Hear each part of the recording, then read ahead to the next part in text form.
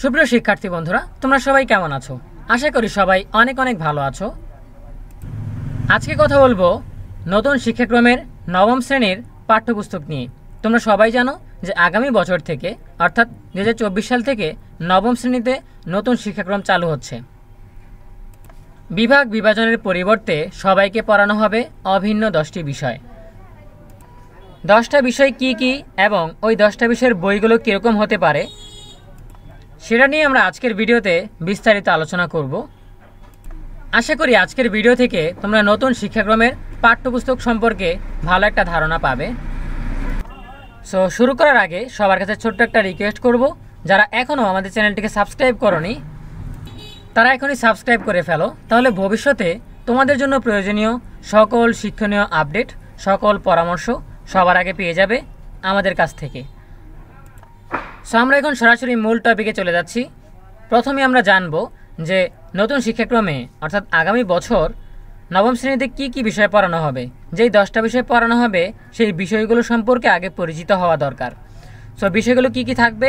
প্রথমেই থাকবে বাংলা 1, দ্বিতীয়ত ইংরেজি 3, গণিত 4, বিজ্ঞান 5, সামাজিক বিজ্ঞান 6, ডিজিটাল প্রযুক্তি 7, স্বাস্থ্য সুরক্ষা 8, জীবন ও জীবিকা 9, শিল্প ও সংস্কৃতি 10, ধর্ম ইসলাম শিক্ষা হতে পারে, হিন্দু ধর্ম শিক্ষা হতে পারে, খ্রিস্ট ধর্ম শিক্ষা হতে পারে, বৌদ্ধ ধর্ম শিক্ষা হতে পারে, যার যার ধর্মের বিষয় দেওয়া হবে। এই 10টা বিষয় পড়ানো হবে নবম শ্রেণীতে। 10টা বিষয়ের জন্য 10টা বই দেয়া হবে। আমরা এত বছর দেখেছি যে বাংলা বিষয়ের জন্য সহপাঠ দেয়া হয়, সাহিত্য পাঠ দেয়া হয়। বাংলা প্রথম বিষয়ের জন্য 2টা বই দেওয়া হয়, এখন বই দেওয়া হবে একটাই, ঠিক আছে। আবার আমরা ইংরেজিতে দেখেছি গ্রামার, কম্পোজিশন আলাদা বই দেওয়া হয়। বাংলা দ্বিতীয় পত্রের জন্য ব্যাকরণ, নির্মিত আলাদা বই দেওয়া হয়, কিন্তু এখন বই থাকবে একটাই, বাংলার একটা বই, ইংরেজির একটা বই, ঠিক আছে। সো বইয়ের ভিতরে গেলে আমরা বুঝতে পারবো আরও ডিটেলস। এছাড়াও অনুসন্ধানী পাঠ, অনুশীলন পাঠ এরকম কোনো আলাদা ডিভিশন থাকবে না, একটা করেই বই দেওয়া হবে, বিজ্ঞান বই।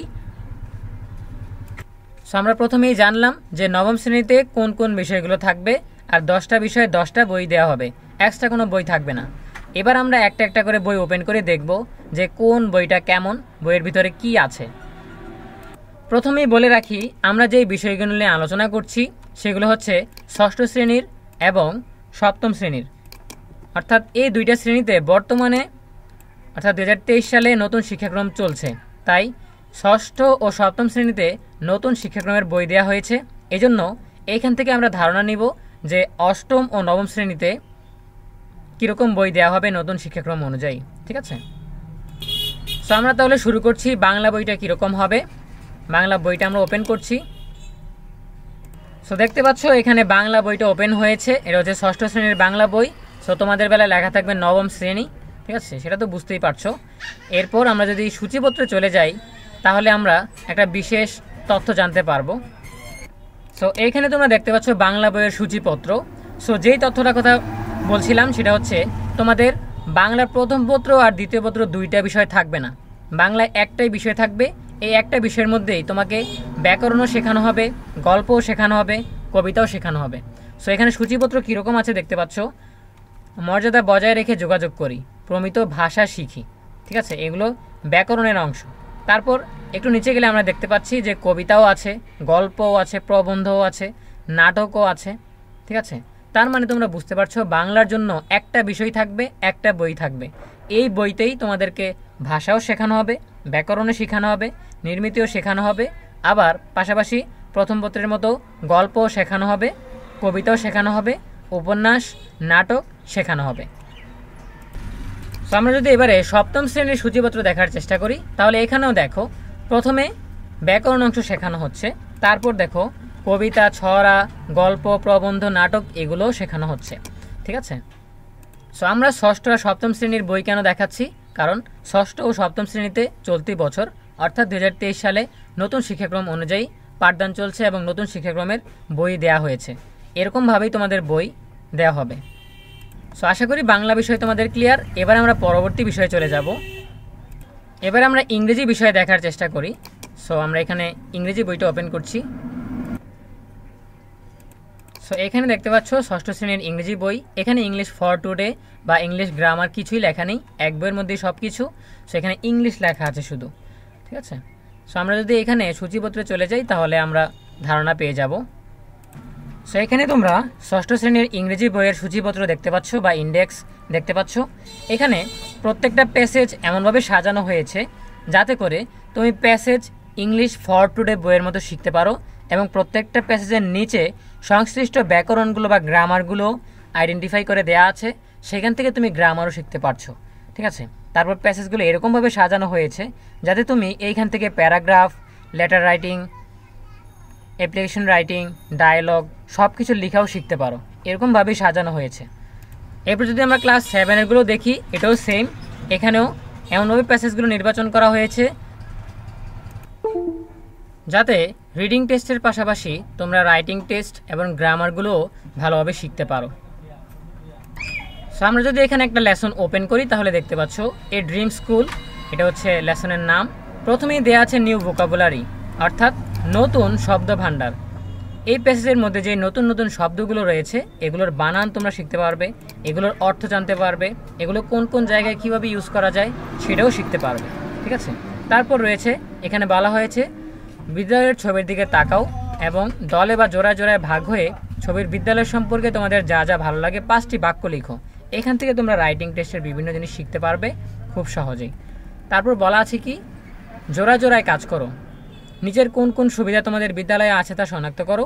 যদি তোমাদের বিদ্যালয়ের সুবিধাগুলো থাকে তাহলে ইয়েস এর নিচে টিক দাও, আর যদি না থাকে তাহলে নো এর নিচে টিক দাও, ঠিক আছে। সেইখানে তোমাদেরকে নতুন নতুন জিনিস শেখানো হচ্ছে, প্রত্যেকটা প্রশ্নের মানে কি, অর্থ তোমরা বুঝতে পারবে। এরপর আছে কিনা টিক, না দিলে না থাকলে নো টিক দিবে। এইভাবে তোমরা ইংরেজির ব্যবহারিক শিক্ষাটা পাবে, ঠিক আছে। তারপর রয়েছে কথোপকথন পড়ো, একটা ডায়লগ দেওয়া আছে নিচে, সেটা পড়তে বলা হয়েছে জোড়ায় জোড়ায় ভাগ হয়ে কথোপকথনটি অভিনয় করে দেখাও। তো এই ক্ষেত্রে দেখা যাবে যে তোমাদের স্পেলিং ইংলিশের যে দ্বিধাদ্বন্দ্ব রয়েছে, যে কনফিউশন রয়েছে, যে অনীহা রয়েছে সেটা দূর হবে। তোমরা যদি দলে ভাগ হয়ে বা দুজনের জোড়ায় জোড়ায় একজন আরেকজনের সাথে এই কথোপকথন করো তাহলে ইংরেজিতে কথা বলার যে জড়তাটা সেটা তোমাদের কেটে যাবে, ঠিক আছে। এরপর আমরা যেটা দেখতে পাচ্ছি সেটা হচ্ছে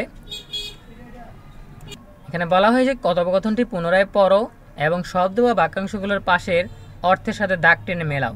বোঝার সুবিধার্থে প্রথম দাগটি টেনে মিলিয়ে দেখা হলো। সো এই যে ক্লিননেস অর্থ বোঝাচ্ছে পিসফুলনেস, ঠিক আছে। এভাবে প্রত্যেকটা যার অর্থ যেটা মিলে সেটা তোমাদেরকে শেখানো হচ্ছে।